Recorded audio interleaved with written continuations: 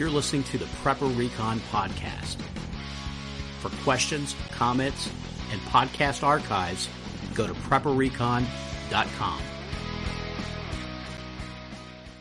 Are you a pastor who doesn't feel led to address politics in your church? Do shivers of fear run up your spineless back every time you consider teaching about liberty or the Constitution? Don't fret, you're not alone. In fact, most American pastors are just like you. But you do need to prepare for a period of adjustments in the near future. Soon, thanks to your dereliction of duty, freedom of religion will be gone and the church doors will be chained shut, leaving your sorry tail out of a job. That's why we've started the Prepper Recon Vocational School for Pastors. We'll train you to thrive in the post-church world of tomorrow in jobs like air duct installation. Having no backbone makes you a top candidate for moving around in tight spaces. Shoe shining is another option.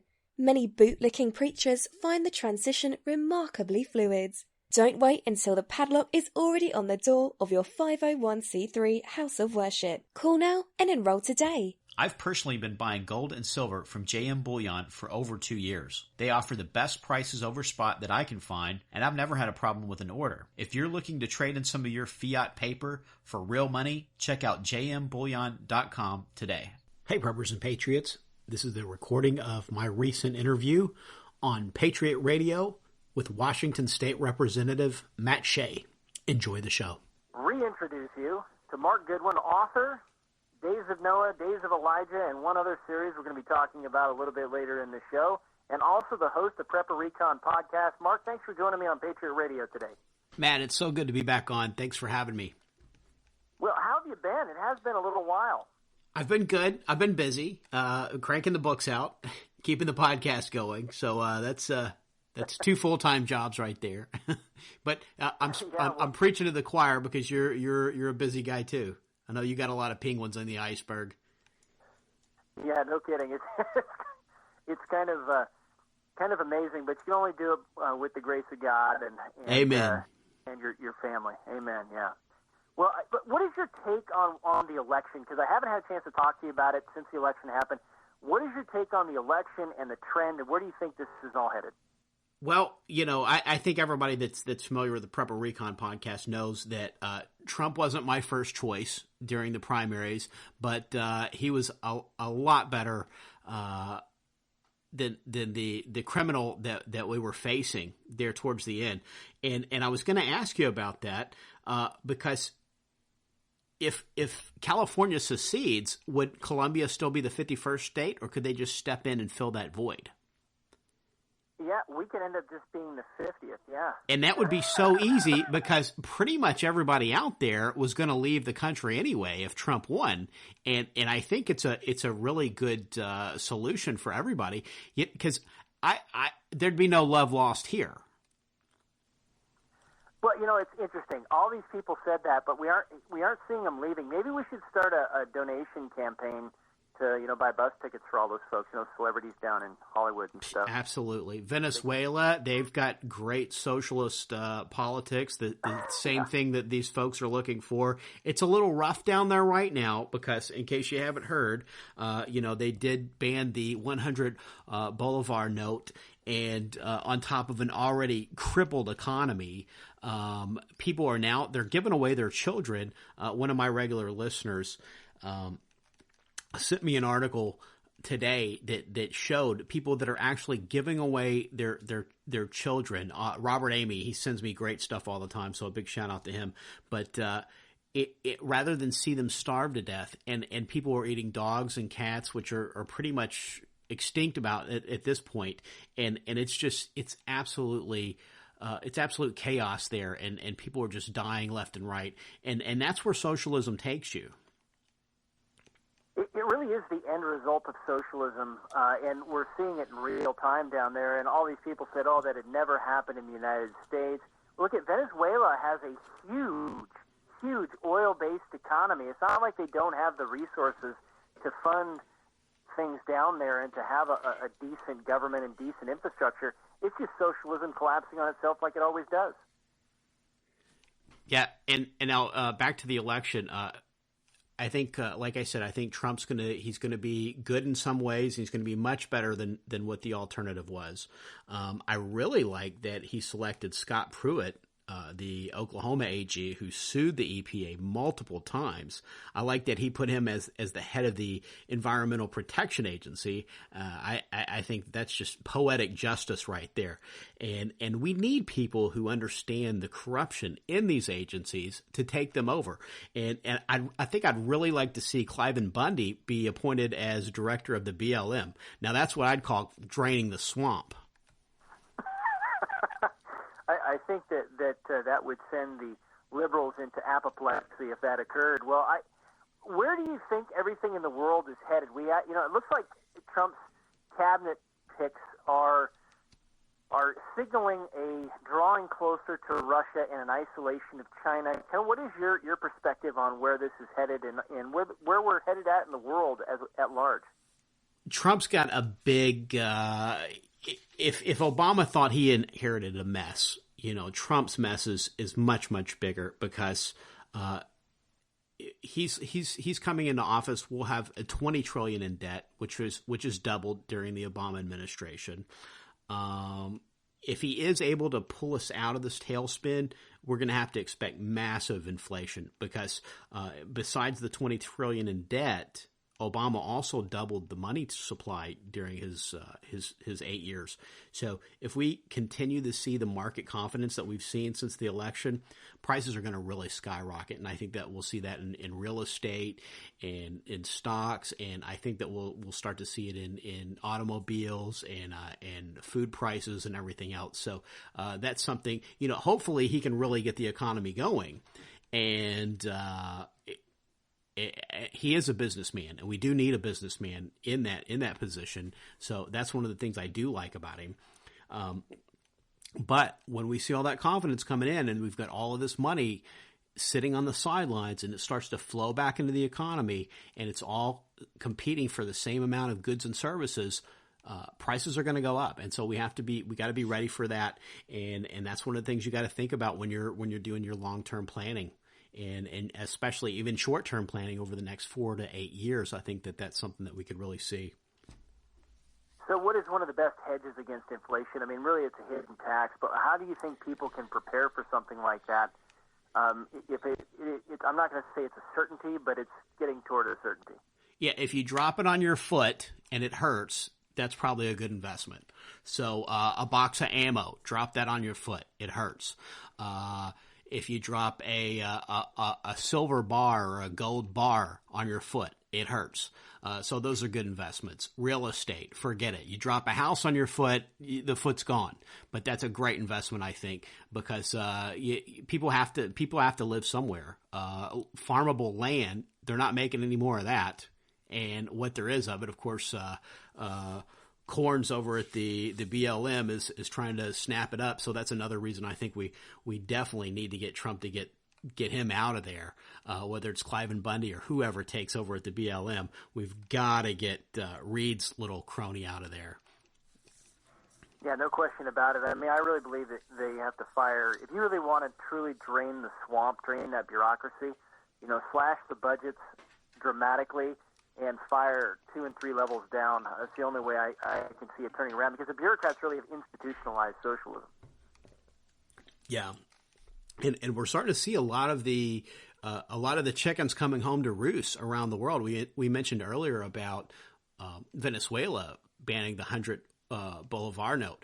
The same thing happened in India. They banned the 50 and 100 rupee note, which are basically about a $20 bill and a $10 bill,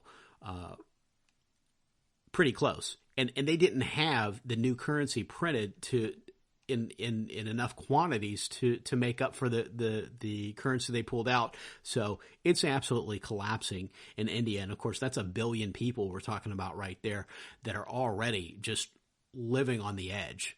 And so their economy is collapsing. Australia's voiced their intentions to take out the $100 Australian bill as well. So they're a little bit more developed nation. I think that they'll probably have better systems in place to start pushing them more towards this cashless society, which I think that we're going to continue to see more and more of. Everything you look at in the news keeps trending closer and closer to the stuff that we see in the book of Revelations. And, for the folks that are pre-trib and you think you're going to be out of here before anything bad ever happens, you know what? I hope you're right.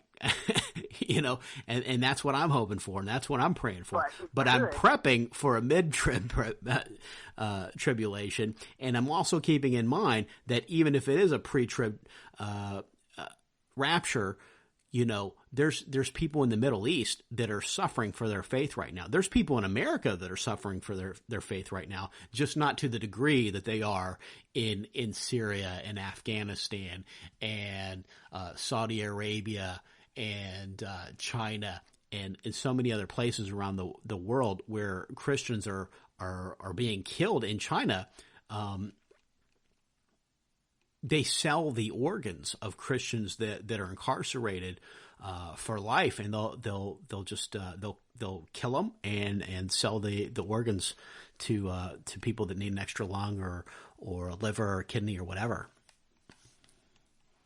Well, Mark, in your books, you really bring up the issue of Christian persecution, and my response is, but it could never happen here. I mean, that's what you're gonna hear from a lot of folks out there. It would never happen here. There wouldn't be persecution in America. What is your response to that? And what do you think's coming? Well, Coach Joe doesn't think that, and Kim Davis doesn't think that. The folks that own Sweet Cakes Bakery that were sued out of business, they don't think it. The owners of the Wedding Chapel in Idaho, they don't think that.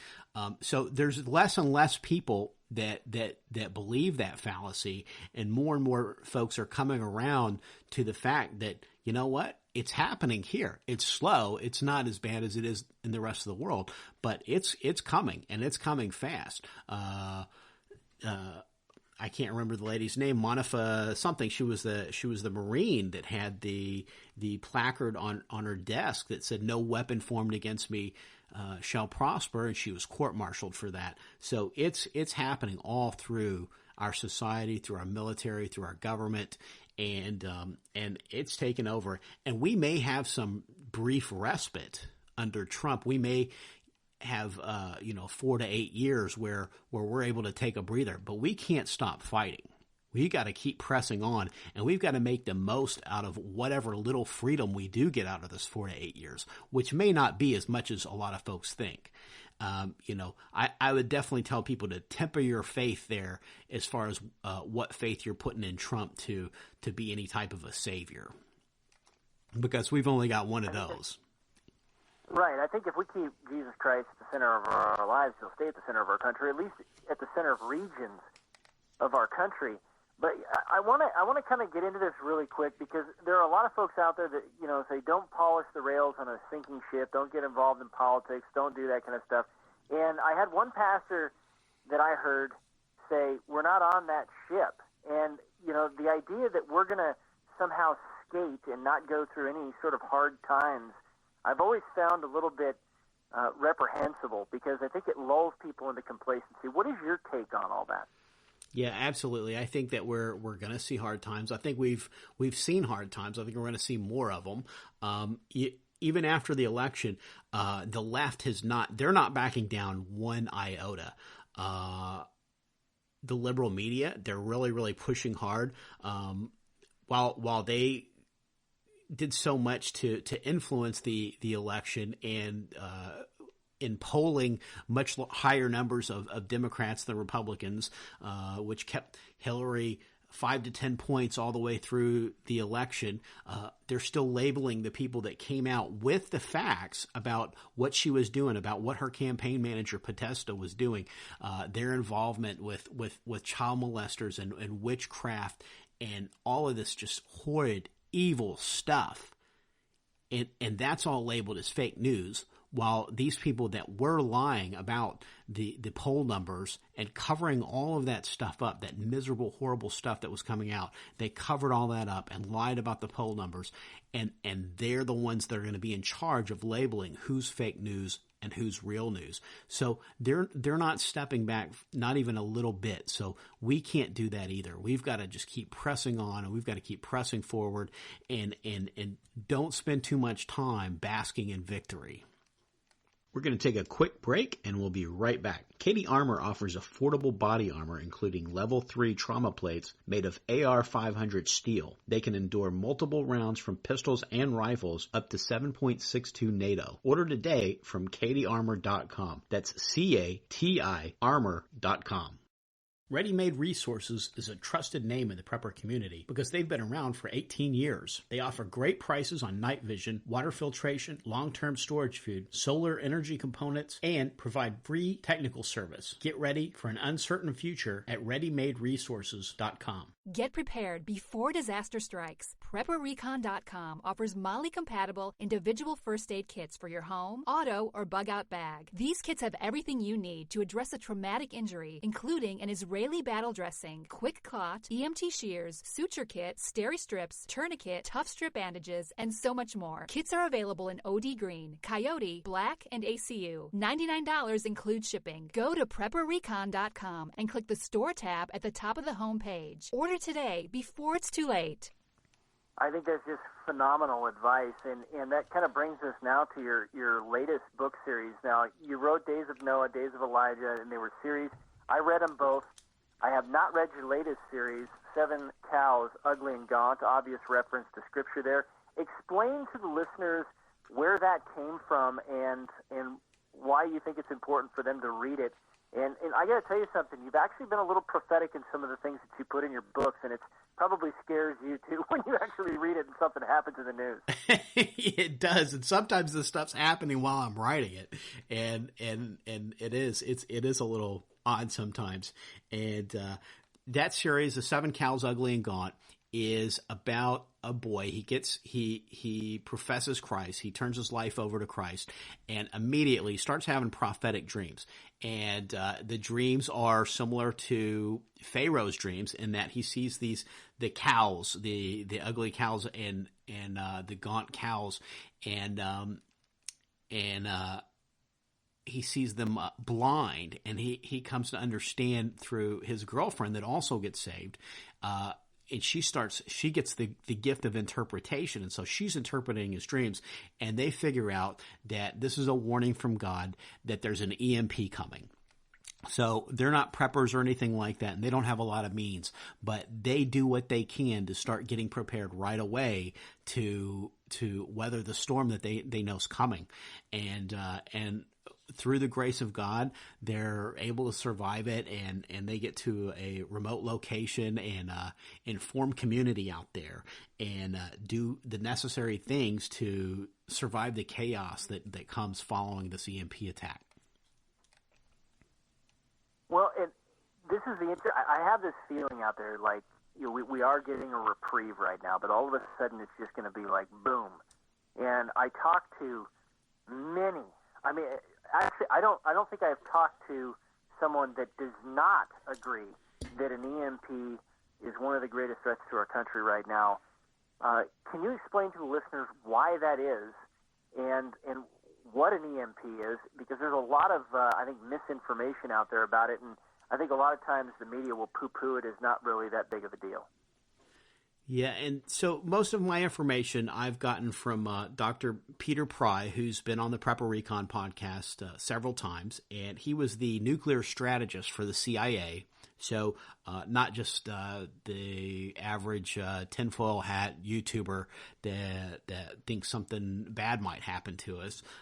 This is a man that's served in the intelligence community for years. He currently serves on the Congressional EMP Commission. Which your government thinks this is a major concern. So it's certainly something that you should pay attention to. And one of his biggest concerns is that as we speak, North Korea has 2 satellites that are orbiting the Earth right now, and they're at just at such a place that if they had a nuclear warhead on them, that could be popped off over the East Coast and the West Coast and basically shut down the entire grid of the entire United States, some of Canada, and much of Mexico. And these satellites, which are supposed to be agricultural satellites, should be, if they're doing what the North Koreans say they're doing, they should be taking pictures of land and ice caps and things like that, and mapping weather patterns, and they should be sending that data back to North Korea. Neither one of these satellites are putting out any information. So that means that they're dormant. Well, that would be kind of not working, or not designed to send out a signal. Well, if you could, the connection is a little rough right now, but could you mention again the scientist that you had on Prepper Recon podcast that talked about this issue as an expert? Yeah, that was Dr. Peter Vincent Pry, and he was the nuclear strategist for the CIA, and he currently serves as the Congressional EMP Commission. He serves on that commission as the chairman. Has Congress, has the Senate, has the president been briefed on the fact these two North Korean satellites are up there and literally are not doing what they are up there if they were supposed to be agricultural satellites are doing? Have they been briefed on that? And why isn't anybody taking action if that's the case? Yeah, absolutely, they are, and they just don't want to take them down because they don't want to trigger an incident with China, or which is sort of North Korea's big brother, and they don't want to trigger World War III. But they're very, very aware of it, and the commission was commissioned by Congress, the EMP commission, and there's reports on how to survive it and what could be done to harden our grid, and there's all of this information that they're all aware of. It's just that they don't see it as a priority, because it's one of those things, and I'm sure that as someone that's familiar with government as you are, you don't really get credit for preventing the fire. You get credit for putting fires out if you're in government. Yeah, that's a really good point. If you know about this, because I'm sure you probably heard it from Dr. Pry, what can we do? First of all, what can we do to harden the grid? And secondly, does it really cost that much, and would it take that long to harden our grid against an EMP? It costs around $2 billion to harden the entire grid of America against EMP, and which is about what we give Pakistan in foreign aid for a year. A nuclear-armed country that persecutes Christians and women. Wow. And what would that entail, hardening the grid? Because I've heard a lot of different ideas behind that, but I understand that hydroelectricity in particular is actually very EMP resistant. It's just the control mechanisms and the substations that would have to be hardened. Kind of give us an idea of what hardening actually means. Well, a lot of it has to do with types of circuit breakers in effect is what they are that would keep the lines that run into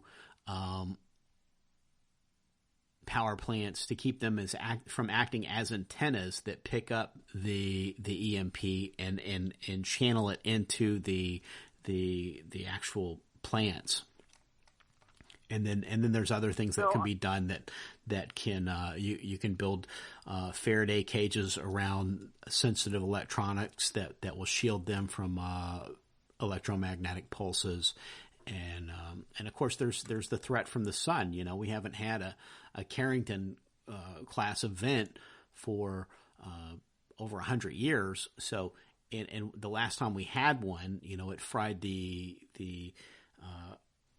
telegraph lines, but we didn't have the sophisticated types of computers and electronics and automobiles with computers that we have now. So we don't really know what that type of event would do if we were to get hit by a solar flare of that magnitude. And I think that's that part of it people don't understand. It could be man-made, but it also could be natural, and this has occurred before. This isn't something that, is theoretical. It actually has occurred before, and I kind of want to shift gears just a little bit on that issue. People that are our age, we kind of accept things. We've seen life. We've been, in other countries, seen how the rest of the world lives, come back to America. Thank God we're Americans, and thank God that He's blessed us with such tremendous resources here. But we have another generation, the millennial generation, and just says, this is totally bunk. Things are going to continue the way they always have. What would be your message to the young people out there on issues like this, and also on your latest book series? Well, bad things always happen, and as you mentioned, anywhere you look around the world, you can see societies that were at one time great societies and are now in complete shambles, and we don't have to look too far back in history to see great empires that have just completely collapsed for whatever reason, and it hasn't been an EMP attack because we've never had the type of vulnerability. We've never had the technology to commit the attack, and we haven't had the vulnerability to the attack prior to now. So we've never seen anything like that before. But we've seen so many other things that have absolutely devastated entire countries. It was the 90s when the Russian economy just completely blew up, and people were starving, and they had nothing, and they went from being a superpower to being an afterthought. And that happens all the time. It happened to Rome. It happened to the Persians. It happened to the Greeks. It happened to, you could just go on with examples of people that thought they were completely untouchable and that nothing could ever happen to them. And it did. They got completely blindsided by something, and that was it. Their culture was toast. And most of the book of Isaiah, most of the book of Jeremiah, and the minor prophets all, to some degree, speak to that, whether they're talking about Israel and God's judgment coming against them for their sins, or whether they're talking about Babylon or whatever culture it happens to be, that God said, you know what, your time's limited, and your day is coming, and your account's going to be reckoned, and when it does, you're not going to believe it, and it's going to just knock your socks off. And you're talking about a third of the Bible that's just dedicated to that type of language of, and people think, oh, well, you're getting into replacement theology because we're not Israel, so you can't say that because God judged Israel like that, He was in covenant with them, and He was never in covenant with America. So it doesn't matter whether you think America is the new Israel or any of that, because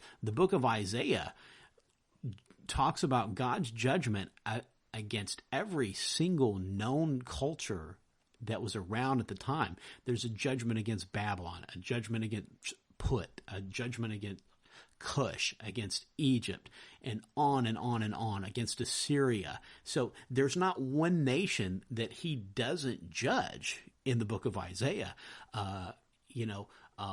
Nahum is dedicated to the judgment of Nineveh. So that's the Assyrians. It doesn't even talk about Israel. So many books of the Bible, it's not, you don't have to be a replacement theologist to think that those types of judgments are applicable to America, that we get from like Deuteronomy 28, where He says, here are the rewards for obedience, and here are the curses for disobedience. The sky above you will be bronze.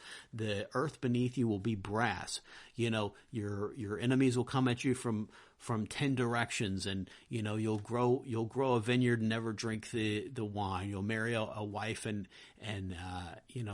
never have your honeymoon, basically. And it's right. Horrible judgments in there for disobedience. And we've got the blood of 60 million children on our hands as a nation. And when you hear pastors that talk about they don't want to polish the rails of a sinking ship, and they don't want to get involved into politics. That's politics right there. Those 60 million dead children. That's politics, because that's when Roe versus Wade was decided. this nation was 90% Christian at that time. 90% of Americans self-identified as being Christian. Obviously, there were some very nominal Christians, just as, now we're 70% Christians, and they're probably even more nominal than that 90%. But we sat back on our laurels and did nothing and allowed this for decades now. And in the 60s, when the Bible was stripped out of the schools, we self-identified Americans 93% as Christians, and nothing changed. And here we are in 2016, the end of the Obama administration. Homosexual marriage is the law of the land. You're barely allowed to speak out against it anymore. We've done nothing to roll back the murder of all these children. We've done nothing to get prayer and the Bible back in the schools, which would be the only thing that could really save this nation. That's the only way to ever make America great again, is to turn back to God. And that's not happening. Yeah. No, it's not. And it would be a huge change to the education system. We got 30 seconds left. If you could, tell the folks, if they want to find out more information about you or buy some of your books, where can they go? They can go to prepperrecon.com, and at the very top of the page, right over the blog, I've got a free, you can sign up for a free copy of the 7-Step Survival Plan, which will walk you through getting prepared for the chaos that I know is coming down the pike. So it's free, and I just want to get people prepared. And it's the 7-Step Survival Plan. It's very comprehensive, and it'll walk you through everything in an easy, bite-sized steps. Well, Mark Goodwin, thank you very much for joining me on Patriot Radio. I want to have you back on again sooner rather than later, my friend. I really appreciate your perspective, and keep up the great work with your Prepper Recon podcast as well. Thanks again, Matt. All right, Mark Goodwin, prepperrecon.com, and you can go check out his books as well, Days of Noah series, Days of Elijah series, and also his latest series, 7 Cows, Ugly and Gaunt, reference to Scripture. And the idea, too, that hard times actually are the norm. Going through hard times is the norm. It's one of the reasons they don't preach the prosperity gospel in North Korea or Siberia or China, because it wouldn't work. Because hard times, suffering should be expected for all Christians. But it's not something that we can't prepare for. We know it's coming. And he mentioned one individual, Dr. Pry. I'm going to try to get him on the show. I've been talking about his work for a while. I think it would be good for everybody to hear it from literally the horse's mouth about the threat to our country by EMPs. But anyway, Mark Goodwin doing a great job out there, spreading the word, preparing Christians, and getting past this idea that things will continue the way they always have. Well, if that's the case, the way they always have been is there's been hard times, and we need to be ready for it. In A Haunt for Jackals by best-selling author Mark Goodwin, Danny Walker's survival retreat has been devastated by violence since the detonation of the EMP. Regent Slusher's designs on absolute power have already brought him to Danny's doorstep once, leaving a trail of blood and heartbreak in his wake. Another conflict with the malicious dictator will spell certain death for the remaining members of the compound. Danny's only hope is to infiltrate Schlusher's camp and bring him down from the inside. It's a risky proposition.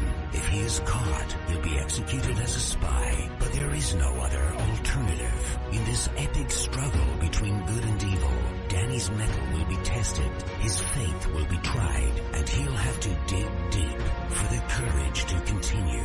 Buy your copy of A Haunt for Jackals, Book 3 of 7 Cows, Ugly and Gaunt, in paperback, Kindle, or audio edition from Amazon.com today.